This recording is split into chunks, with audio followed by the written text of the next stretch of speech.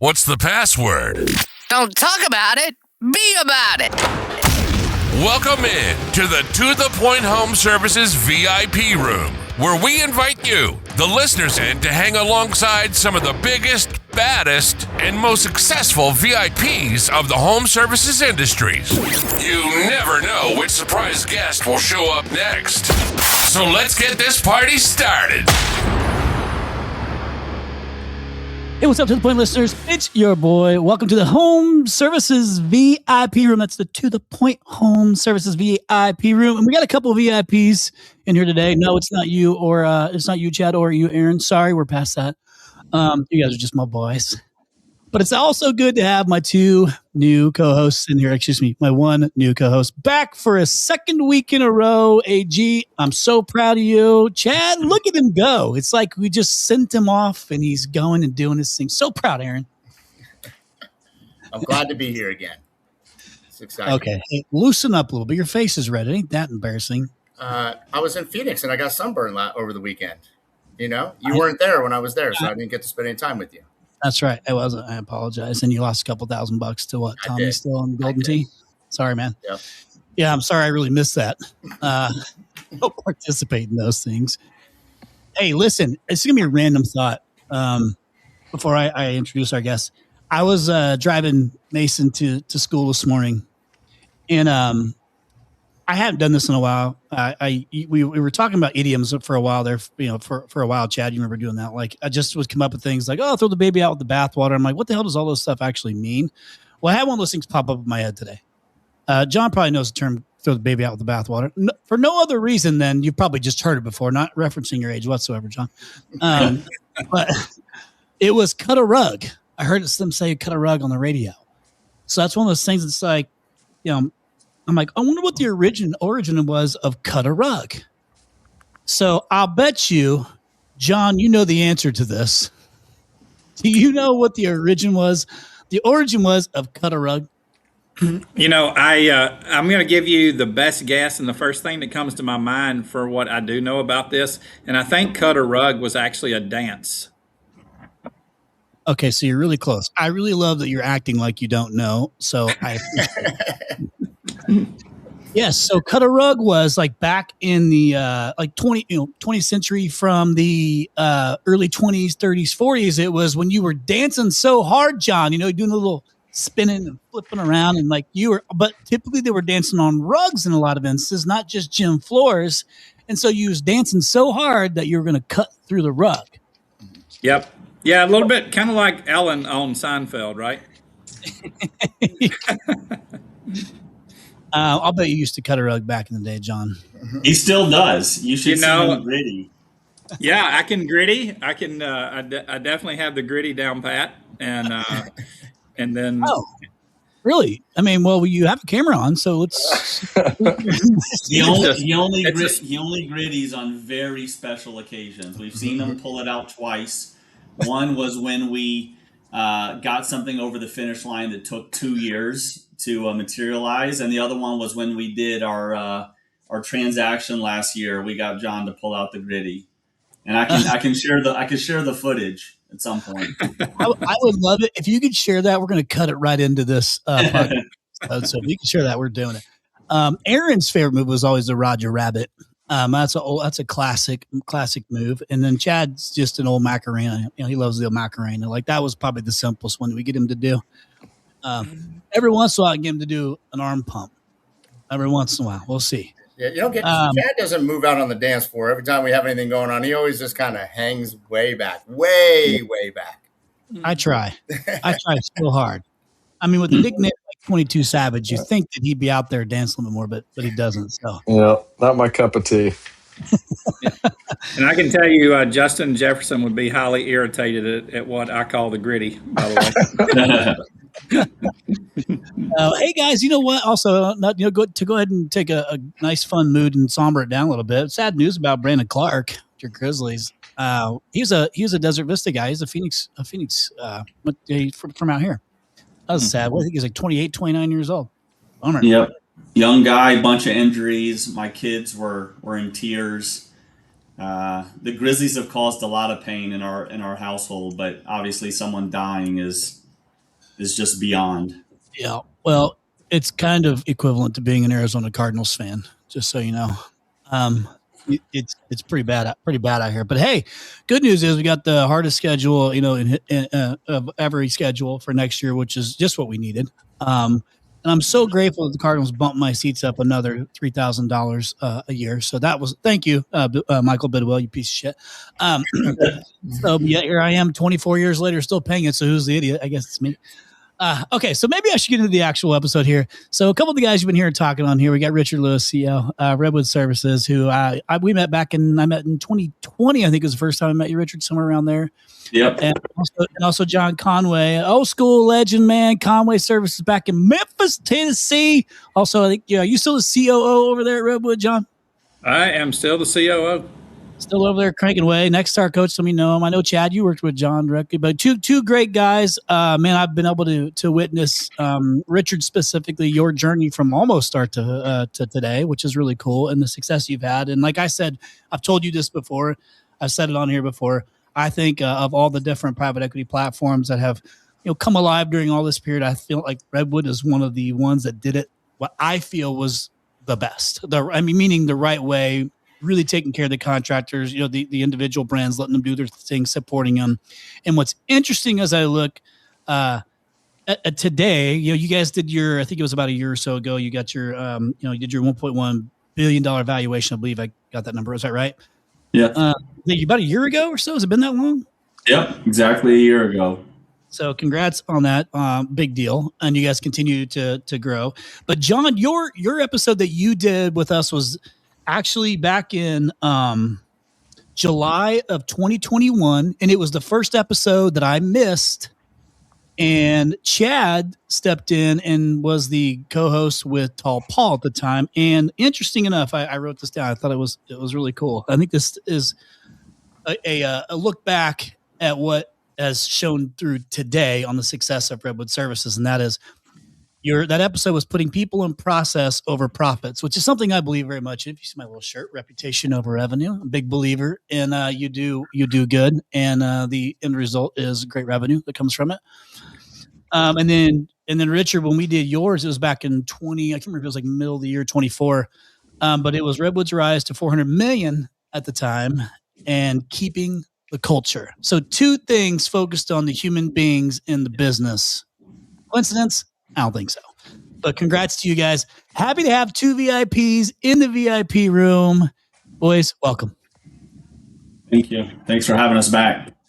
Yeah, of course. Excited. Thank you. And when I think, Chris, when I think about those two statements you just made, one of the things that I like to tell people today is that, Richard and I met in August of 2020, wearing masks 6 feet apart and had lunch together. And, one of the things I'm most proud of is that today, 6 years later, we're still doing today what we said we're going to do at that lunch in 2020. And you kind of heard it from myself in 21 when Chad and I were together on the podcast. And then, of course, Richard reiterated again in 24. And, so those are, that's the thing I think that I'm most proud of. Building something great is phenomenal. But building something great the right way, just sets you at a whole nother level. So have a huge appreciation for Richard's leadership and vision for that. And then everybody that's on the Redwood team catches that vision when they get here and we all run together. Hey, listen, when I first met you guys and Adam came in, I met Adam at the same time. Was that in the WeWork space or were you guys into a new office thing? Because it would have been, was that? No, we were in a WeWork back then. Okay. And I think the only difference between today and then is we're just able to do this at a larger scale. But all of the kind of principles that we put in place when we started this business, because John and I lived the other world, so we know what it's like when you're not putting the contractor first, when you're not putting the teammate first. The only difference today is instead of 1,000 teammates and 100 million of revenue, it's 3,000 teammates and a lot more. And so I totally agree with John. I think we're most proud of the fact that we've been able to continue to really build this around people. And it's easy to say, it's hard to do. And so I would agree with John. Well, my hope for this particular episode, and then to Chatty P and AG, you guys can just chime in on whatever you're thinking. But here's where my hope is for this one is it's always nice when we get guys like you on who might be looking at things from a different perspective or through your own lens from your experience across multiple brands, multi-location. John, you have a different background than Richard. But now, Richard, you're like think about what you've been through since 2020. In the last 6 years has like been a heck of a road. And you've probably learned a ton. And I'm really interested to hear both your perspectives. And I'm going to ask a few questions that I hope you guys are willing, to answer. And if it's PC, then fine, it's lame, but whatever. I want your real answers. But I just want the listeners to try and get an idea of what your perspective is on current state of just home services, future state. And even, I feel like we talked about it for a long time, then we kind of stopped, and it's just like the Blackstone deal happened with Champions Group, which I thought was fantastic for our industry. I think it actually extends the runway for opportunity for contractors who might want to go down this path and still maintain a decent multiple, competitive multiple. I just want to get your guys' legit perspectives, and then some of the questions, John, I want you to put your contractor hat back on and think about it that way. And Richard, just stay the course, man. Like I want to leverage that brain of yours too. So I want the two different perspectives. But maybe what we can do is maybe John, just share. I'll go ahead and kick this off with you. Is how different are things today? Today from your perspective versus your Conway Services, like Conway Services days. Like, is it from a contractor perspective? Is it same show, different time zone? Like, is it, maybe just share a little bit, like from your perspective, because you were, a great sized business, super strong business, in a good market, but different times, right? So like, what's your perspective on just today, like how things are in the industry today as a contractor? I think the industry is definitely different than when I ran my own service company. And what I mean by the industry is different. Really, the landscape is different. And so in any sizable market at all, and doesn't even have to be a huge market, there's going to be scaled players there. And there's going to be players that are supported by a family office or private equity. And maybe another way to put it is they're just going to be, 1, 2, 3, maybe 5 or 10 in big markets, sophisticated players in the market. And so it just is, to me, a little bit more of a challenge for mom and pops to compete, especially as it relates to the marketing side of the business. It's still a fragmented market, still a very, very fragmented business. So even the biggest players in the market may only have, 2 to 4% market share.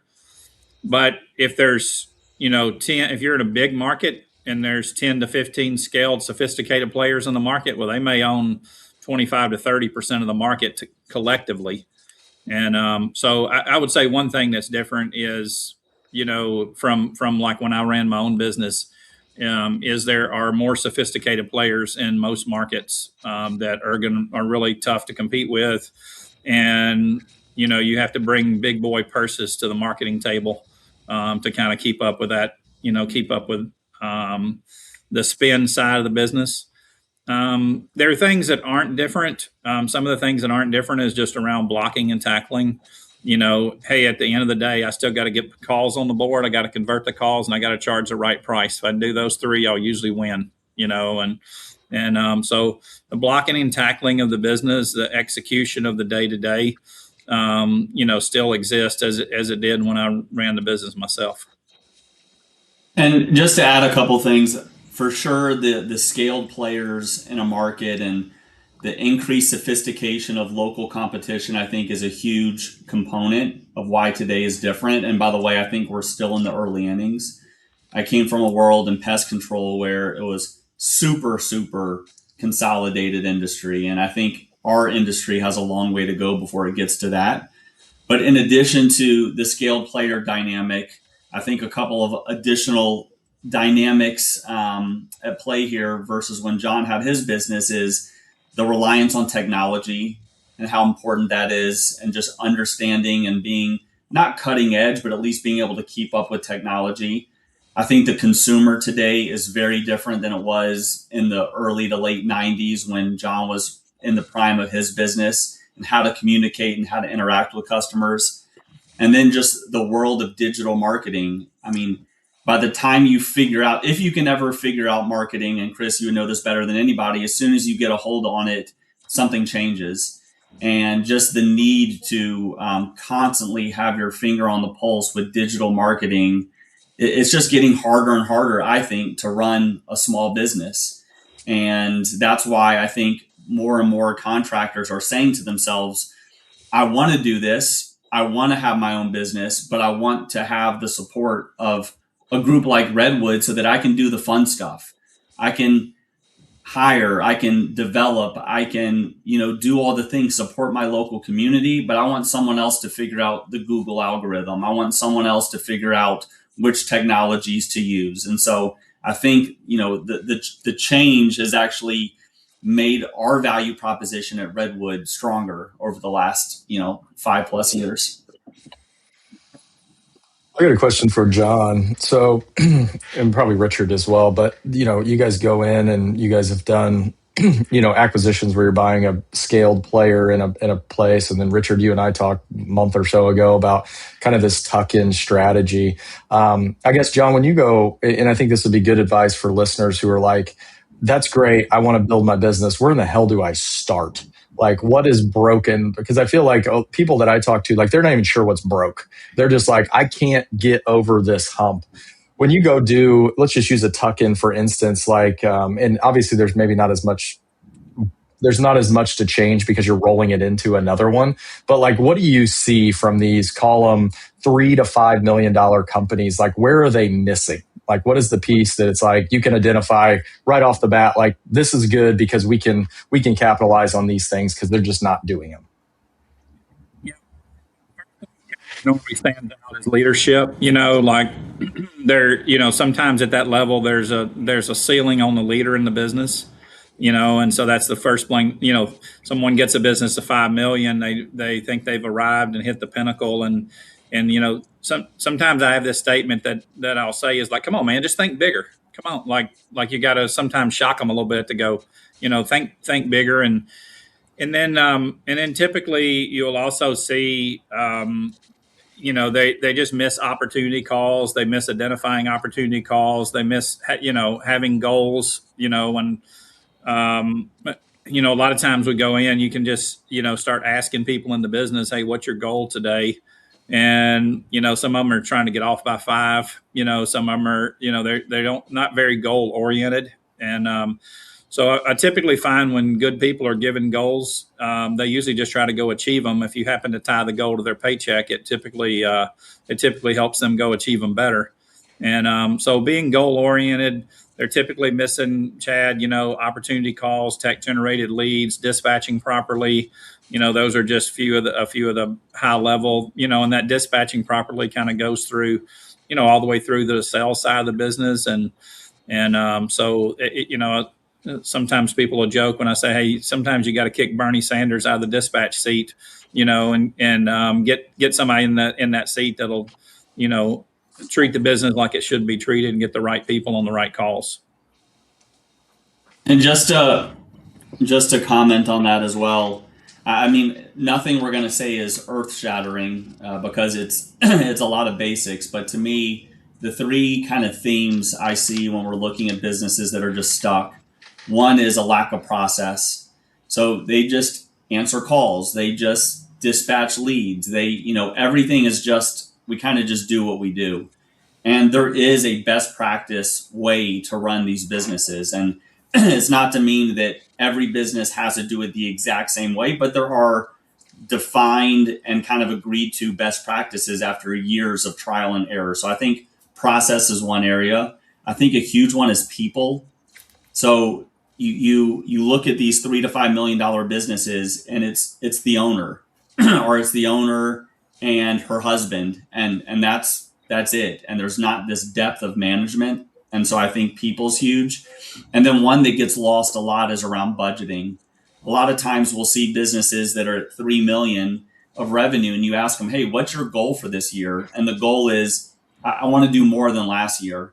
And the businesses that we've seen get to 10, 20, 30, 70 million of revenue every year, they are budgeting, they're holding themselves and their team accountable to something, and they're driving the business towards a vision. And I think that's when you're just off on your own, it's hard to have that self-discipline to really hold yourself accountable to a budget. But I think that's a big thing that we see between those that are growing and those that are stagnant.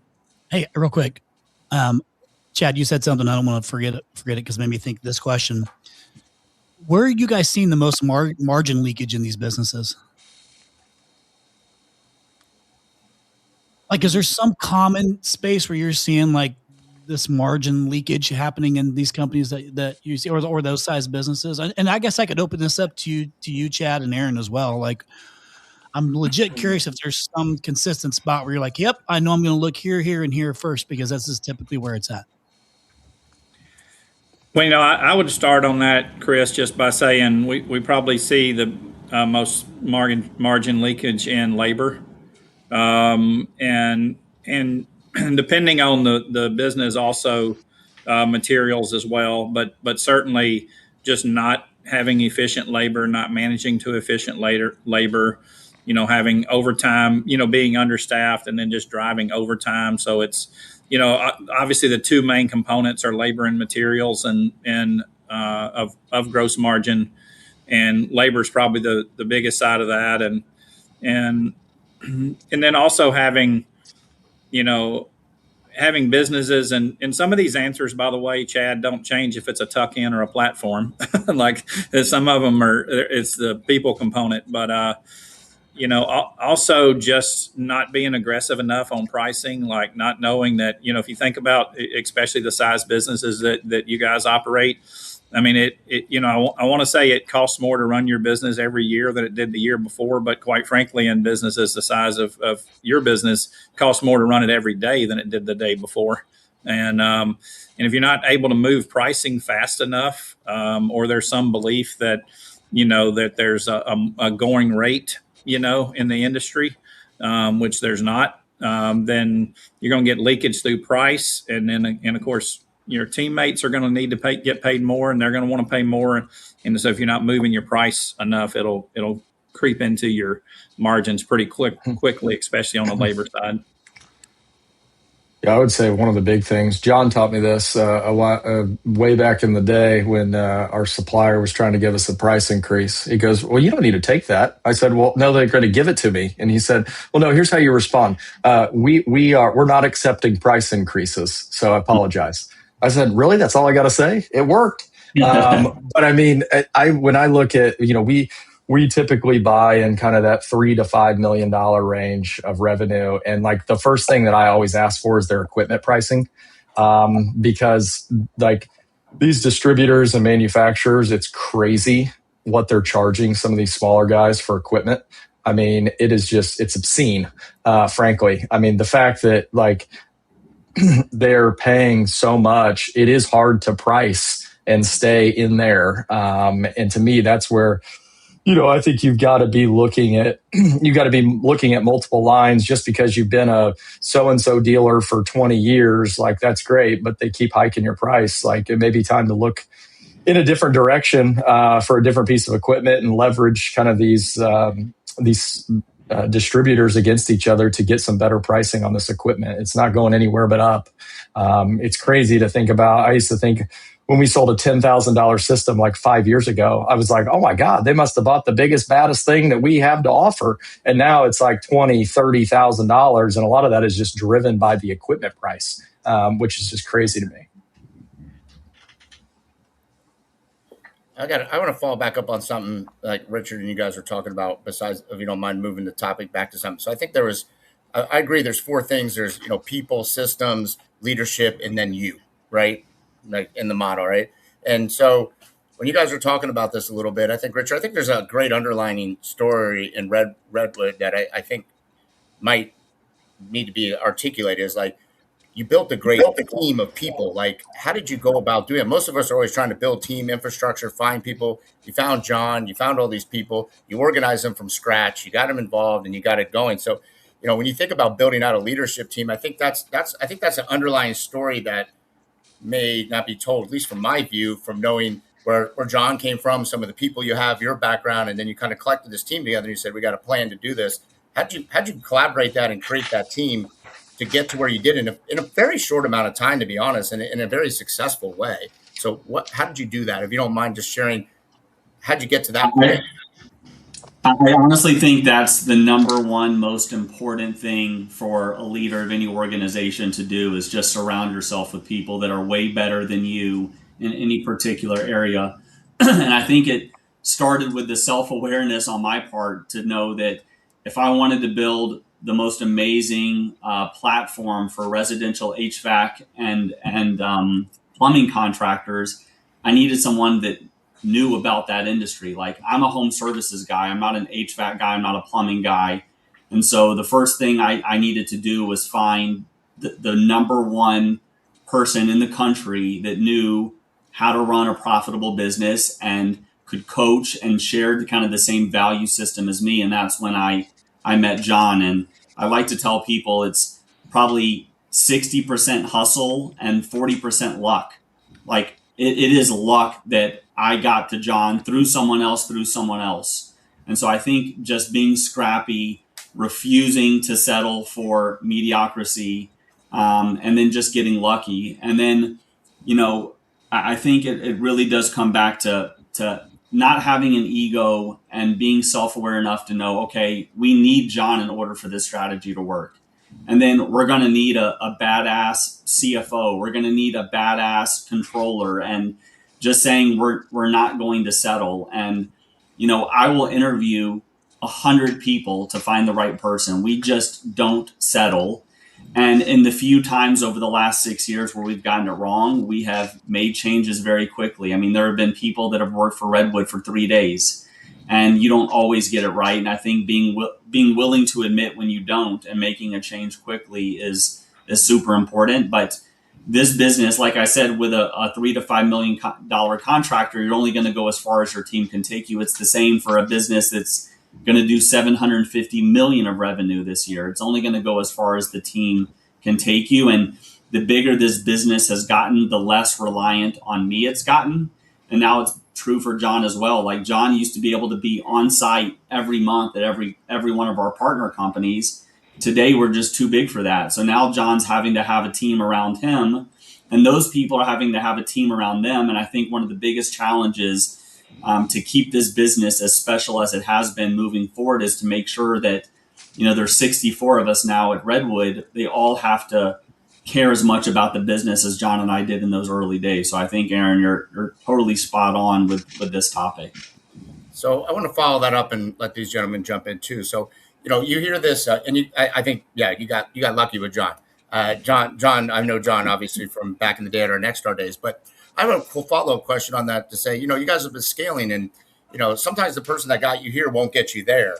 So how did you make sure that you picked these people that really could scale with the business? I mean, that is accelerated growth, and a lot of people need to change who they are in a very quick amount of time, right? Like, your revenue and your operations grow faster than most people do.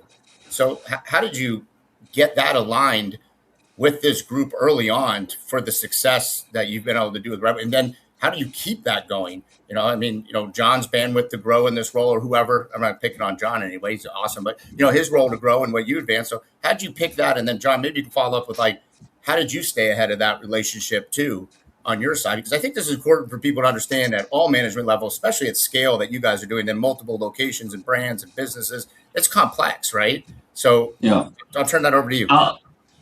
John, maybe I'll start and then you can go. I think there are 3 characteristics that make this possible. Number one is you have to hire for where the business is going to be in the future, not where it is today. So how do we hire a CFO for a $40 million revenue business? That person, we would have outrun Sean within a week, but we knew Sean had the ability to be the CFO at a $1 billion or $2 billion business. So I think it's hiring ahead of where you are. That's the first thing. The second thing is hiring people that have the mindset of growth. If John's mindset was, I already know everything about being a COO, I'm good, he would not have survived. So all of us have the mindset of, we need to get better and we need to develop ourselves every day. It's not just about preaching development, it's about developing yourself. And the third thing is, not everyone is cut out to keep up. And there have been times in the 6 years where the business has outgrown certain people, and that's okay. And I think the worst thing you can do is force it, or what's a big pet peeve of John is just making up a role for someone you've outgrown because you're too afraid to have that hard conversation. So you look up 6 years later and there's like people doing things that, there's no box on the org chart. We just made up a role because we didn't want to tell them that the business had outgrown them. So I think that does happen. And if you have run a business for 5 or 6 years and you haven't outgrown somebody, the problem might be with you. Yeah, very good, Richard. Aaron, very good question. I like to think back to kind of the early days of Redwood, even though that was only, 5.5, 6 years ago. And when I think back to that, I came out of Nexstar pretty confident in how to run a home services company, and not qualified to be a COO of a $700 million company. And so one of the very first thing that I needed to do was recognize that in order for the business to grow, I have to grow. And I have to grow at a faster pace than my team is growing, because they're expecting me to develop and grow myself from a leadership standpoint. In the early days, one of the things that Mark and Adam Hanover from our family office did, and the chairman of our board did, was, we'd have like 2 or 3 partners and we would do road shows in New York. And we were really just learning all about the M&A side of the business. And so I would just say that Adam and Mark invested a lot in this management team to the point that they helped us grow as well. And then we kind of all grew together.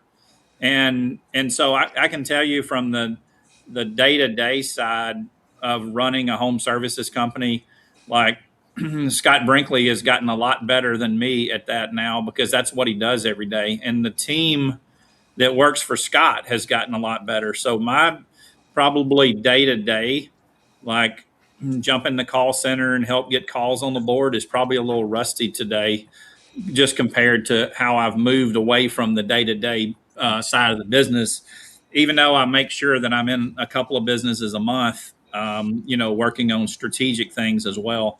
So I would say, Aaron, from my point, is first of all, just recognizing that I needed to grow as a leader in order to help the business grow. And I spent 45 minutes this morning with an executive coach that I lined up myself. So just as long as you can be humble enough to know that there's better out there, there's other perspectives out there, and you can humble yourself in such a way that you don't know what you don't know out there. And so, as you said earlier, look, I'm going to be COO in this thing through 3 to 4 billion.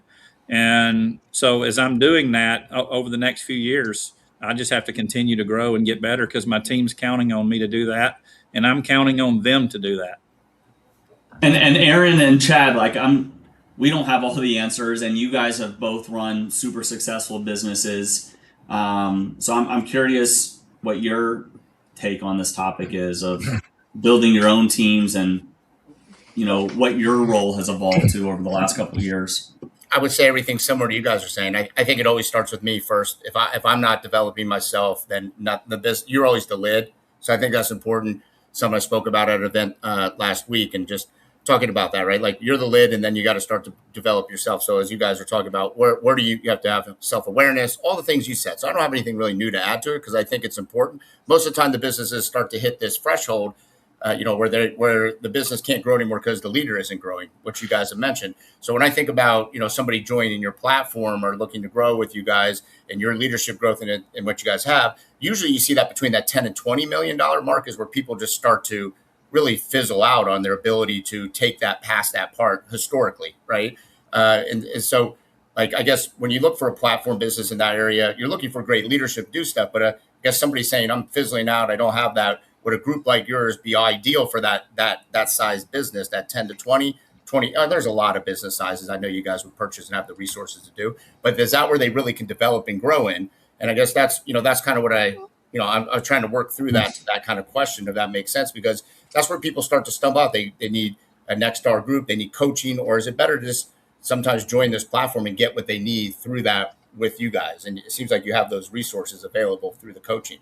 So I mean, that's the whole design of Redwood. That's why we exist, is to answer that question. And the one semantic I would say is that we don't buy businesses. So we're not buying $20 million businesses. I mean, we're investing in them, and then we're partnering, and we don't need people to know how to go from 20 million to 120 million. What we need is someone that has the drive to do so. Yeah. We know what it takes. We've hired, 60 something people on the Redwood team that all they do is coach and support businesses to get there.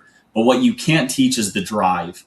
So if someone called John or I and said, hey, I got a $20 million business, I'm done. I've been doing this for 45 years. It's time for someone else to take the keys. Like, I want to make this someone else's problem. My team's okay, but honestly, you figure it out.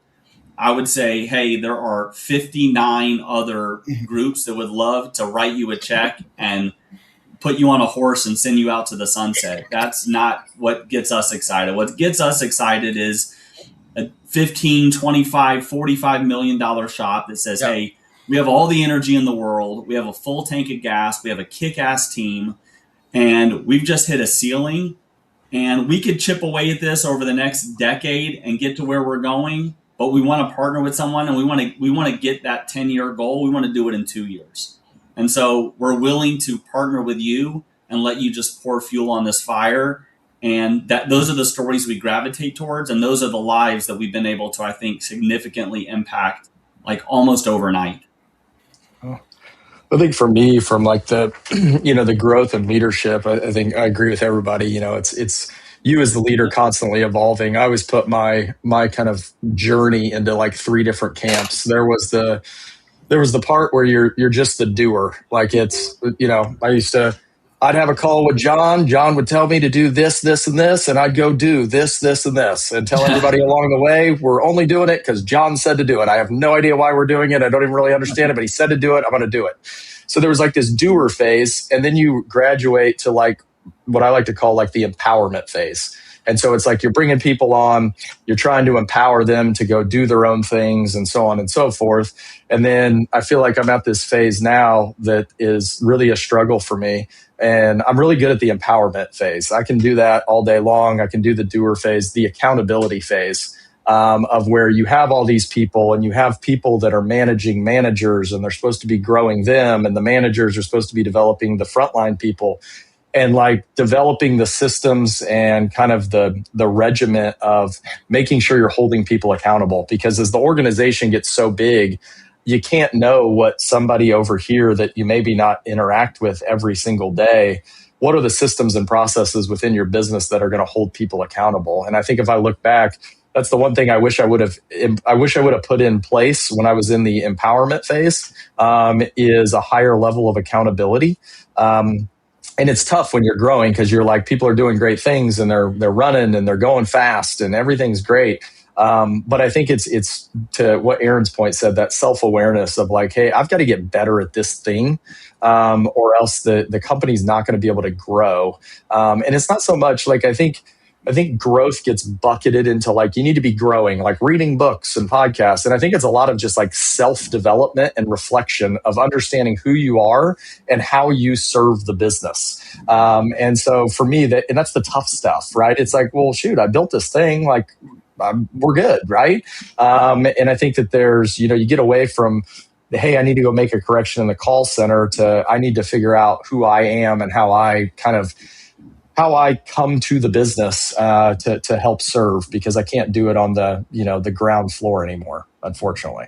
and I'll stay on this topic, and then we can change if you guys want to. But I agree with everybody saying. I think I'm more in the stage now. To me, it's like enterprise, right? So how do I show up as the enterprise CEO operating this business? I don't think about 100 million anymore. I think about what do I need to look like and operate for 250 million, right? And so how does that look like? And to your point, it's like I can read books. I still read books. I listen to podcasts. I listen to you guys ask these questions to understand that, because here you guys are doing these great things, and Chad and has done all these great things. It's like, but I need to reinvent myself at this next level. And so it's thinking about what does that look like? Because some of it is like, are you even running productive stuff? Because what I've seen is people get to a point you can muscle through to another level, and then everything comes falling down, right? And I think around that 50 million for me was kind of a little bit of a break. That I muscled us probably to about 75, 80.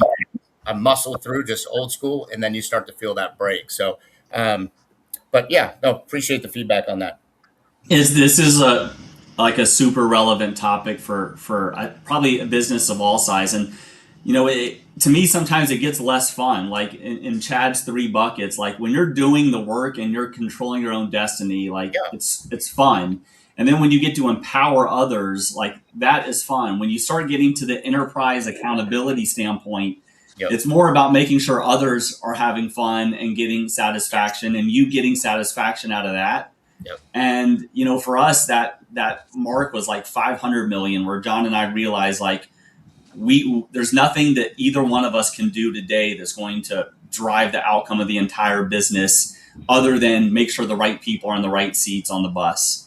And I think that's kind of where a majority of our time now is just making sure we have the right people in the right seats, because we're not in the weeds as much anymore. And that was a hard adjustment. It's still a hard adjustment.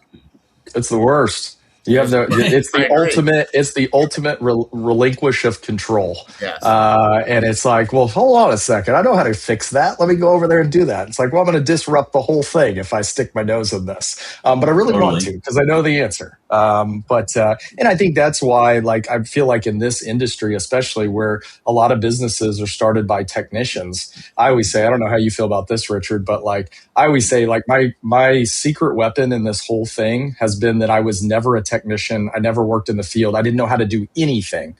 So like immediately I had to trust people that knew these technical things to do that. So it just came like inherent into the business of like, well, I got to figure out how to trust all these people to do the right thing, because I sure as hell don't know how to do it. And so I think that's the key piece of where I feel like a lot of these businesses get stuck, is because people are not willing to relinquish control. It is, I know best, and I do it. It's not just at the ownership level, it's also at management level. Like you look at some of your key leaders, and they were a technician and then became a field supervisor and then became a manager and now are running a department. And if they aren't developing themselves and you aren't developing them, you can't be running a department and not know how to read a P&L. But when in that journey did someone actually take the time to teach you? Like you just assume, hey, you've been in enough of these meetings, you should be able to navigate this financial statement. And I think one of the things we've seen, people like to talk about the soft skill development, the leadership development, but there's a lot of like tactical, practical development that we as leaders don't do a great job of a lot of times. And you'd be shocked, or maybe not, to know how many people are responsible for large departments and really don't understand the different drivers of the P&L. On that topic, and I know, Chris, you got your tip questions. Chris is like, man, I'm used to doing the same all the stuff. He's like, what's going on here? All right. This is great. Yeah. So we did something interesting on that because I remember when I joined Nexstar, there was these little video clips in there, like little videos on how to read a P&L. And I don't know, John, you might remember those back in the day. So we actually took all this information, loaded in Notebook LM, and built all these little training videos now through Notebook LM, and with testing them. And then we sent them off to the managers to test them and see what they knew through this. And it was actually a kind of cool project, and it was an easy way to get a little understanding and educate them too. So I agree that P&L gets really lost in all of this stuff. It's all these other things, and then you get back and you're like, don't you understand what you're looking at? And it's like, no, they haven't. So I think there's a lot of opportunity to develop, and there's so much technology now that can speed this up and make it easier for people to get those resources. And then one last thing I want to say on this too is that there's this really cool thing I think you guys do at Redwood that I really enjoy is I get your magazine, and it's really cool. I go to look to see what companies were up in revenue. I'm nosy like that. So I go and look, and I flip through it, see the things. What brought that about, and why do you mail that to people like me? And is it a recruiting thing? Is it an educational thing? What do you guys hope to get out of that magazine? It's really well done, by the way. It's really, really well. It's not even cheap paper. Like, you got to spend some money on this thing. Is it a newsletter, or is it like an actual legit magazine? So it's a magazine. Yeah. And I'll let John's team spends a lot of time on the content, but just the vision of it is, we feel like we're doing a lot of cool things around Redwood Nation. And we might send it to you, Aaron, and you, Chad, but you are not the intended audience. I think that was just an idea we had, a couple of editions ago. The purpose is to share good news around Redwood Nation. And there's now 3,000 of us. And so we send it to every manager. It's probably a couple hundred people.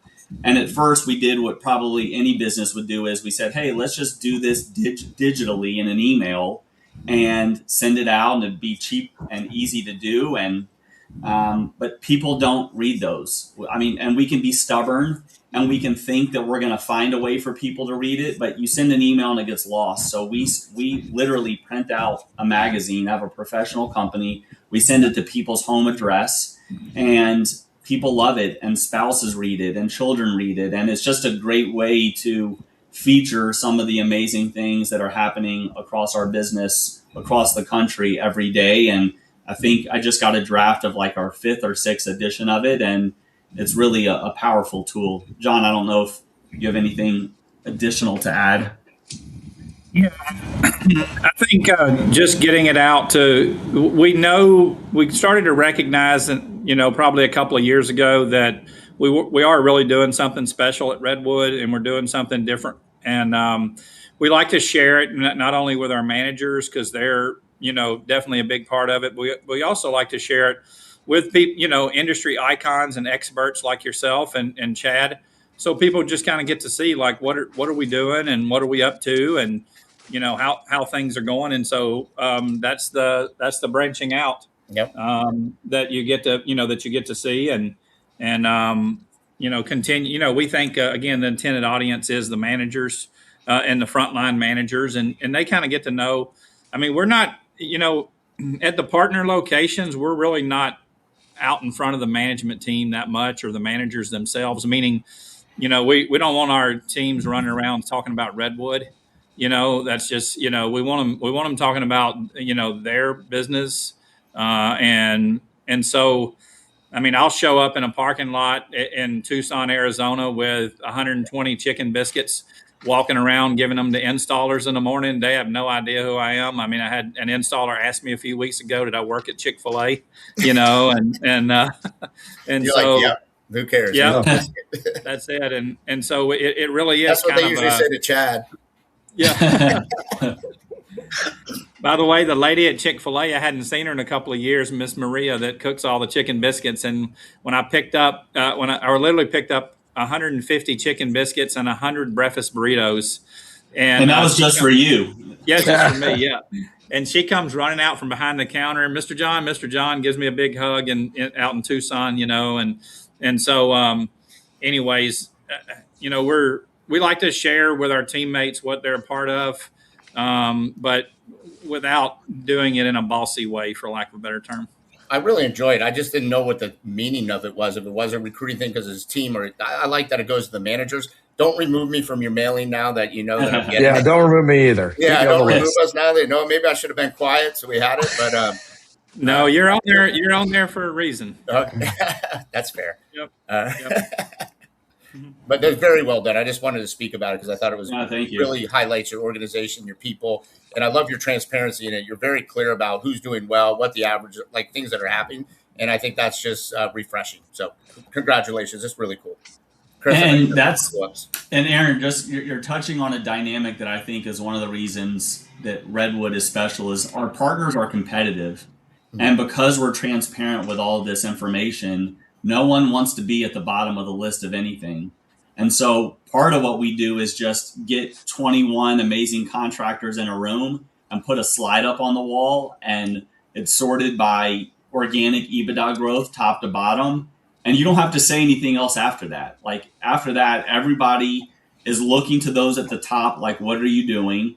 people are looking at those on the bottom and saying, what can we do to support you? Where are you struggling and how can we help? And I think that competitive dynamic and the competitive juices that we have within our room of partner companies is part of our secret sauce. I'd agree. I like it. You know what I think I learned on this episode most about myself as I sit here and self-reflect listening to you guys talk? Is I don't know if I'm happy or sad that I'm not in a big business anymore. Oh, I thought you were going to get into your ego or something, but okay. No. Actually, no, I'm not. Actually, every time I thought, hey, I got something to add, I was like, no, I don't. I don't actually.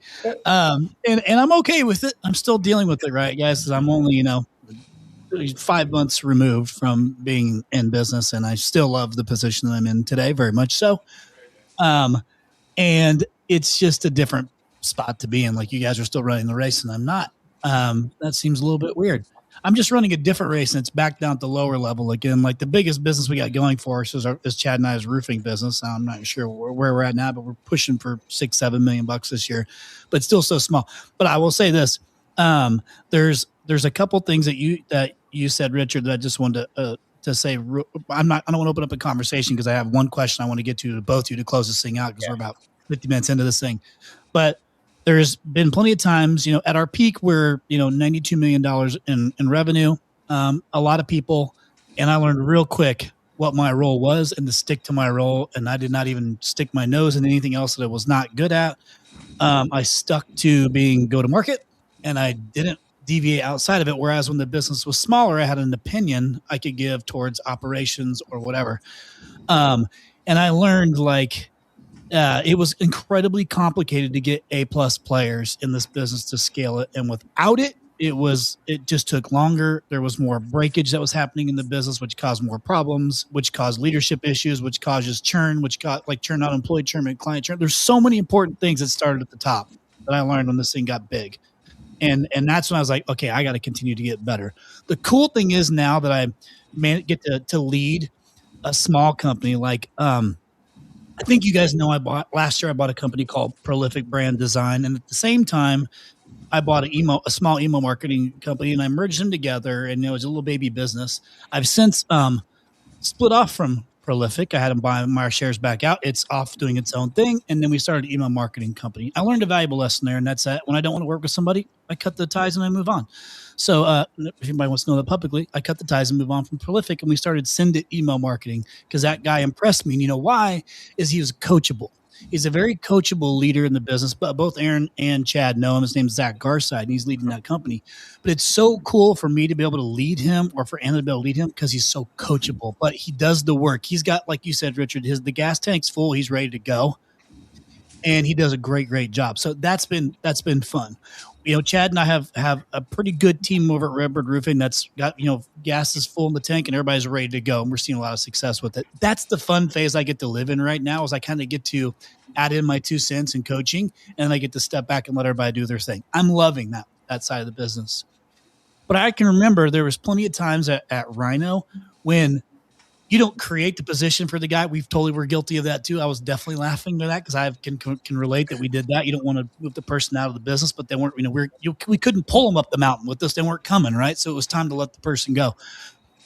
But we definitely had times where we would hire people when we didn't have a position for them, but we knew we wanted the human being and they were really good at something, and I wanted them in the business. I just didn't know where they landed. I don't know if that's a good or a bad thing, but man, once you get A+ talent, you don't exactly know where they land or if it overlaps with the other position. I was a fan of picking that person up, and they will end up settling in a role that worked out, or that would work out well, and it worked out well for us. But I want to finish with this question for both you, John, and you, Richard. And there's 2 of them, so I'm going to give you the easier of the 2 because I don't think we'll get through the other one, and I want you to try and give the most honest feedback for the listeners too. It's not about it's really more just about what do you think is the exact answer here without being so PC. And the question is for both of you, and I don't care which one of you wants to go first, is what part of the home service business, or what part of the home service industry is broken but nobody wants to admit it. What part of the home service industry is broken, but nobody wants to admit it? That was your extra gap to give you time to think about. Who wants to go first? I'm happy to take a stab at it. John, is that okay? Yep. Because if you go first, you'll take the good answer, and then I'll have to come up with the second best answer. That's exactly the way I would think about it too. No, I think what's broken is employee retention or teammate retention. Yes, in your face, John. Now, the only thing I would caveat is I think we as an industry are doing a better job admitting it now than maybe 5-10 years ago. But the amount of turnover in this industry, it's hard to grow a business when you are turning over 50, 60% of your teammates on an annual basis. And I think we've started to make excuses for ourselves as an industry. Like, that's just the industry. Like, this is just how many times have you heard this is just a high turnover industry? So yeah, no shit, it's 40%. My friends down the street are all at 50 or 60. So you're patting yourself on the back, but you think about it, churning through 40% of your team every single year, how, all the coaching, all the development, all the process, having to constantly start over with new people, it's draining. And that pulls down the entire organization. So I think we as an industry have to find a way to cut through this and to find a way to keep our best people. And I don't think it's necessarily paying them more. You've probably seen on LinkedIn 1,000 studies of, pay's not the most important thing. It's recognition. It's saying thank you. It's development. It's having hard conversations. I think if we, the people on this call and those that are listening to this podcast, if we are going to do something special, it's got to start with empowering and enabling our frontline teammates and making sure we're not losing 50 to 60% of them every single year. So that would be my answer. Well, just for clarity, I wrote the question down when you were saying it, Chris. Before Richard started talking, I wrote one word: people. Yeah. But I'm going to pivot the answer because Richard did give the right answer. By the way, he's 100% correct. And Chris, I think you're going to have an appreciation for my answer because I think the marketing side of this business is broken, and I think somehow we have, as scaled players, and in the home services industry, we have convinced ourselves that it's marketing's job to make the phone ring. And it's marketing's job to get the calls on the board. And when you're in the home services industry and you're in Indianapolis and it's sunny and 72, it doesn't matter who's doing your digital marketing. The phone is not ringing. By the way, they're happy to take your money, but you're still not ringing. And so I think understanding in this industry, Chris, that marketing is a tool in the industry that's used. And by the way, you should create the percentage for your budget, but it's a tool that's used to drive the business, but it's not the only tool. And rarely have I seen companies who have spent more and been able to win spending more. Like, I'm going to spend 15%. I'm going to spend 18%. I'm going to spend 16%. They just do not win doing it. It's not been my experience. And typically when you start spending more than I'll call it, I mean, you get a big market. It's expensive. You're in DC, you're in Indy, you're in Phoenix. I mean, it's expensive. But you start spending north of 10 to 12% on marketing, you are the only thing that's really showing up is operational inefficiencies. You've created a dependence on digital marketing or marketing as a whole in your business. And so I think that, is kind of my second answer of one area of the business that's broken when we just think marketing fixes everything and I can just throw more money at it. And quite frankly, it just doesn't. Yeah, I think that listen, that'd have meant a lot more to me about 6 months ago. I'd have been playing this clip over and over and over and over. I think those were great answers, and I align with both of those actually. And I think they're smart. They're really truthful answers to what's going on in the industry right now. And I think one thing we did here from the marketing standpoint is we put a leakage chart together, and then we put dollars to every leakage on the thing, so it had real money connected to it, so people could understand the operations was the thing. And here's $2 million that we never need to spend marketing on. It was already here. And I do think people don't invest in CRM management marketing. So yeah. That's a hot topic right now for us, Aaron. Like, for every 100 phone calls that come in, how many actually turn into a sold job? And if you start breaking out all the steps in the funnel and how much leakage there is from even answering the call in the first place, booking it, actually running the appointment, like there's so much fall off. And depending on how you calculate your KPIs, you might not even pick it up.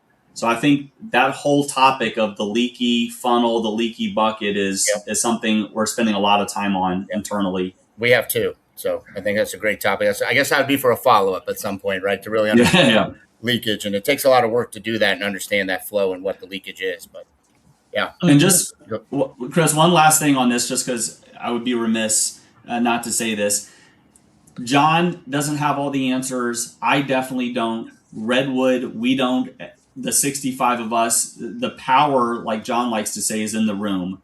You know, we've partnered with people like Aaron and Chad that are doing so much good. And I think what makes Redwood special is getting all those people in the room. And we have people that have figured out tech-generated leads. We have people that have figured out inventory management. We have people that have figured out call center, and just getting them all in the room sharing. And, you know, at any given time, there are people from different partner companies on site at other Redwood partner companies just learning. And so I think part of what John and I see our job as is just to connect really smart people together. And that's why our motto at Redwood is connection is everything. It's not about us preaching a best practice. It's about getting people like, frankly, the three of you in a room with our partners and saying, just have at it. So just to make it clear, like, you've asked a lot of questions of us today, but we are not the smartest, brightest people within Redwood. It's just our job to connect those that are. Well, it's working. Yeah, so I would say he's pretty smart. No. I seen Chad twitching a little bit on my answer because I knew he thought I was going to go after gross margin. And I seen a little PTSD coming up after. I think Chad shares passion for call center leakage. I'm pretty sure about that one. That's where it's at. Call center and the operations. I tell all our branch managers sometimes, I'm like, I couldn't spend enough. I couldn't spend enough money in marketing to get you to budget. It's all in your operational KPIs. Marketing loves to hear that too. Not your fault. I'll tell you. Hey, Chris, you know you've put together a good podcast format when we just want to keep going and we're not watching the clock. So, you know, kudos to you. I have like 10 more questions, but we're at time. Listen. I've studied the listener base at this point, and like we're about to lose. I mean, if the content's good enough, like this is like my main thing I'm doing with the podcast now is growing and scaling it and really paying attention to the details of it. But really, what I want to focus on is, when do people drop out on these podcast episodes so I can figure out what they are and aren't interested in, so we can continue to focus more on topics that people actually give a shit about instead of just like the banter and shit like that. So there's like 50% entertainment, 50% education. So I want to keep chasing this thing down. Obviously, the marketing topic I love. What's crazy is that you guys, I know Chad and Aaron, you know this. I rarely ever even talked about marketing on this podcast. I mean, in comparison to everything else. And I'll tell you, the one of the best times that I loved was right after we did our deal and they put me in the CMO role and I became a traditional CMO managing funnel across multiple agencies. I loved that. It was actually like gamifying it for me that I loved chasing it all the way through CAC or LTV over CAC per lead source channel. I love that game. I get to leverage it a little bit today, but that was the most fun for me because it was just like you're moving the pieces, but the more you're measuring these, the analytics of it all, you could start to be a little bit more strategic on knowing if I move this lever, it's going to provide X. It's just where does the breaking point on it? Like I loved that time in the business. I could see myself being a CMO for fun at some point, but working for somebody might be a little bit complicated for me at this point. I don't know. We'll see. I mean, it's again, I'm having fun with the things I'm doing now. But listen, I appreciate you guys coming on here too, John and Richard. Just good to catch up with both of you. I haven't talked to you, either one of you, in a little bit. So appreciate his coming on. And John, listen, like even sharing simple things like percentage of marketing budget, like is it gives people some context on like what are they spending versus what you're talking about. That's important stuff that people ask all the time. And it seems like it still continuously is a question people want to know. What should I be spending on marketing budget? How much should I be allocating to digital versus traditional or whatever? So I appreciate you guys jumping on here. Man, congrats on the success of Redwood. It's so cool. Like I said a million times to you, Richard and John, like it's so cool to have seen it with Rightway, who was my client at the time, who became your platform, and like just seeing the transition from all of it coming out to Memphis early. I think you guys had two brands at the time when I first met with you guys. And maybe I should have pulled the trigger then, just became a CMO and said, sorry, Raj. Like, I think Raj is already there. But I appreciate you guys coming on. I appreciate your time. And AG and Chatty P, always good to see you boys. Yeah. And listen to our listeners. Thanks for hanging on. Hopefully you got a lot of good out of this. You have at least there, two guys who are doing big things in the industry. Actually, we got 4 of them on here who are doing big things in the industry. Not me. I'm just, the connector of dots here for everybody, for you to listen to. But I will say this. It's always fun. I think John kind of alluded to this, Richard also alluded to this early on, like talking about it, talking about the goals is the easy part. You actually got to do something about it, which is why we can't just have no 0 days where we're working towards things. And the new mantra for me is don't talk about it, be about it, right? Don't talk about it, be about it. Because, a goal without a plan is a what? Wish. Fucking wish, and it's a dream. And so don't be that guy. Actually do something about it. And you can be successful like every single person that's on this episode today. So to our listeners, hopefully you enjoyed your time here in the VIP room. To our guests, thank you, boys. And until next week in the VIP room, you never know who's going to show up as a surprise guest, mainly because I don't know who's going to show up as a surprise guest. I was waiting to see who might pop in today. I was hoping maybe Yano would have showed up today since she knows all of you guys, but she didn't respond to my text message, so apparently she wasn't interested in joining us as a surprise guest today. That doesn't mean I'm in trouble. But hey, I appreciate all you guys, to our listeners. Don't forget to leave us a review. Please leave us a review. And to all of our sponsors, thank you so much. Gentlemen, until next time, we'll see you. What's the password? Don't talk about it, be about it.